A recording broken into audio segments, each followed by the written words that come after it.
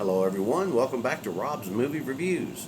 This week, I'd like to talk to you about a film that is not really one of my all-time favorites, but I do hold in high regards. It is a movie that I enjoy watching on a semi-regular basis. At least 2 or 3 times a year, I'll pull this movie out and watch it.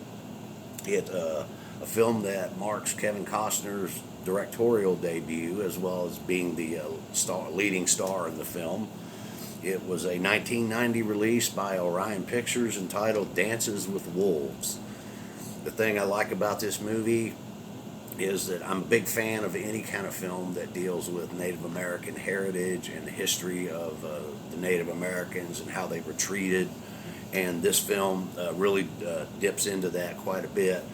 It's the story of a young man, Lieutenant John Dunbar, in the Union Army during the Civil War. He's badly wounded, but basically runs away from the field hospital when he realizes that they intend to amputate his foot. He rejoins his unit in the field, who have been in a standoff for several weeks with a Confederate unit, and because of the injury, he starts getting delirious from infection and the pain, and he just jumps on a horse and by himself charges the Confederate lines. And he rides towards them, spread eagle, holding his arms out, daring them to shoot at him, which I think at this point he kind of wants to die because he's suffering so much. And after multiple shots are fired by the Confederates, he still isn't hit. This serves to fire up the Union soldiers, and they charge the Confederate lines and force the Confederates to retreat, and they end up winning the battle.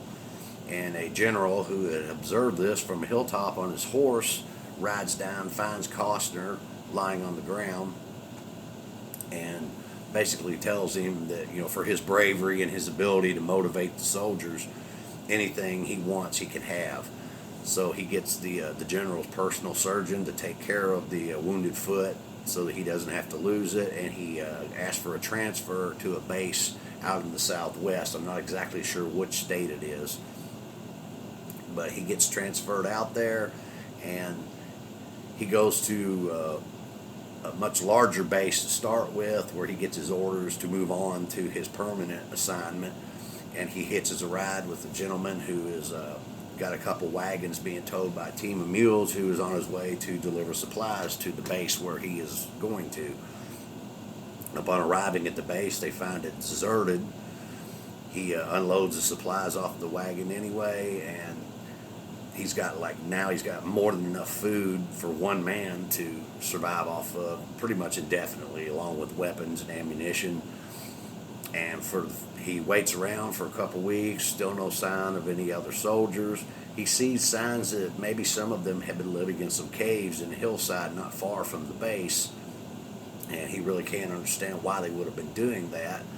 And while he's taking a swim in a small pond close to the base one day, he notices a group of Indians riding over the hill. And he hides in the bushes from them.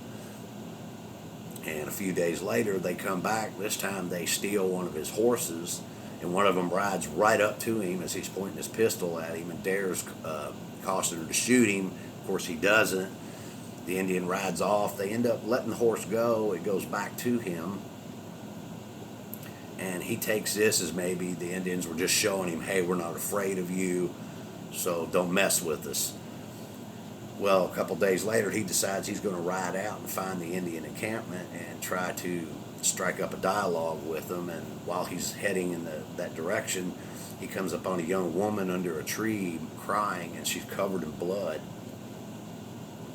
And this is when he encounters the character Stands with Fist, a young, what we first think is the Indian woman, but it turns out she's actually a white woman who was rescued by the Indians as a child after her family had been butchered by a more hostile tribe, and was taken in and raised by the Indians.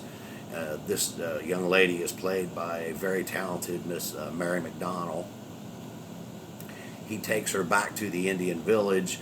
He's met with resistance immediately. They don't want him there, but they take her from him and start giving her, tending to her. And it's at this point that the holy man of the tribe, whose Indian name is Kicking Bird, played by Graham Greene, realizes that Costner is no threat to them and actually wants to be peaceful with them.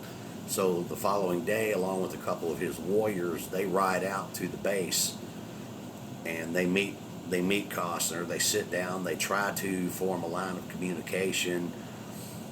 They of course can't understand one another, but through crude hand gestures and body language, they do manage to convey some ideas back and forth and open up somewhat of a dialogue. Later on, Kicking Bird stands with Fist, as he knows that, at one time, she knew how to speak English when she was a child.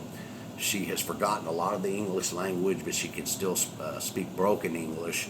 And he takes her along with him to be a translator so that he can communicate better with Costner's character. And over time, they open up a pretty good dialogue, and they actually form a friendship.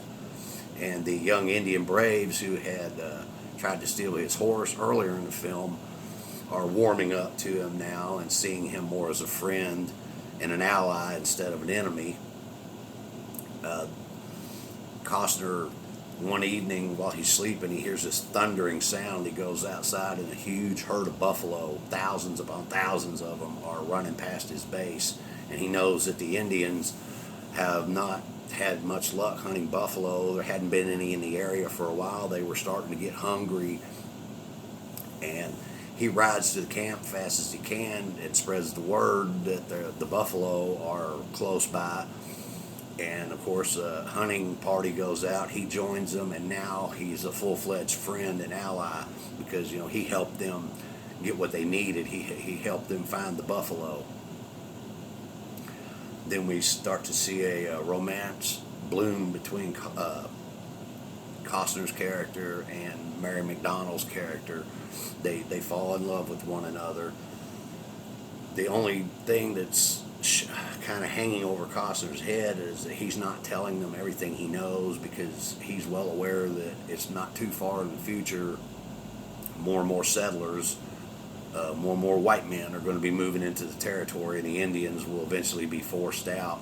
And finally he does share this with Kicking Bird. Then there's toward the end of the film, a hostile tribe is hunting on the Sioux.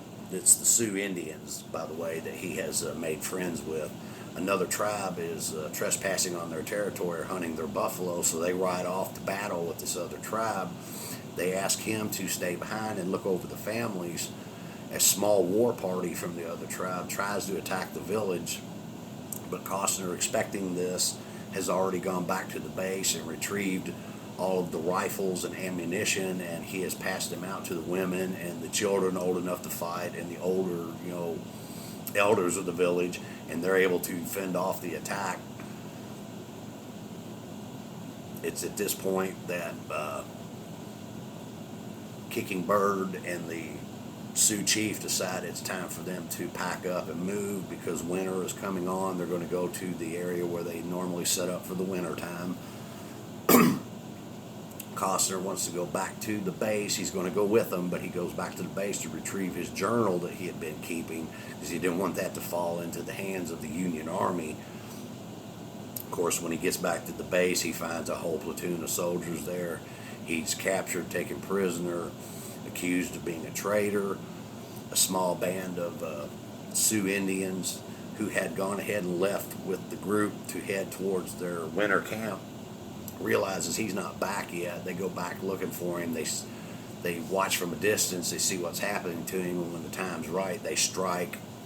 They wipe out most of the soldiers and rescue Kevin Costner, who now, because of the fact that there was a wolf hanging around his camp that he had become very friendly with, has the name given to him by the Indians as Dances with Wolves. That is his Indian name now. And he gets back to the village where they're set up for the winter time.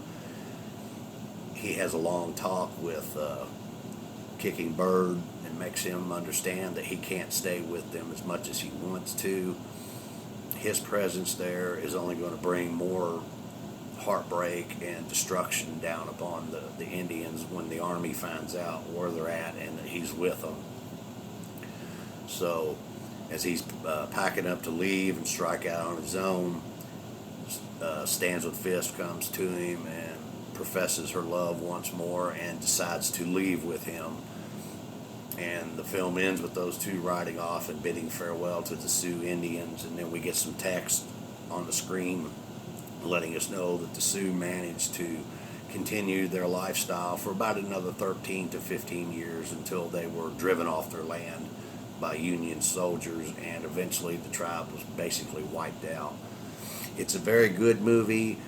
It's a wonderful movie. I really enjoy it. It's not one of my favorites, but I really enjoy watching it. It shows Kevin Costner's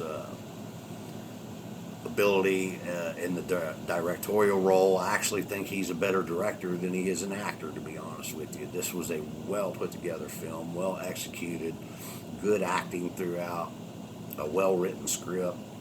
It's a wonderful watch. If you like anything that deals with Native American heritage, I think you'd really enjoy this movie. I also want to mention, in a minor role, the Native American actor who now is legendary, went on after this film to star in many, many major roles, including the remake of Last of the Mohicans. Mr. Wes Studi also makes an appearance in this film. So that alone is something that I love to watch it for, because I'm a huge fan of Wes Studi and his work. But if you like movies about the Old West, and especially about the Native Americans, I think you'll really enjoy Dances with Wolves. So you should definitely give it a check out. I recommend it. And until next time, you all take care.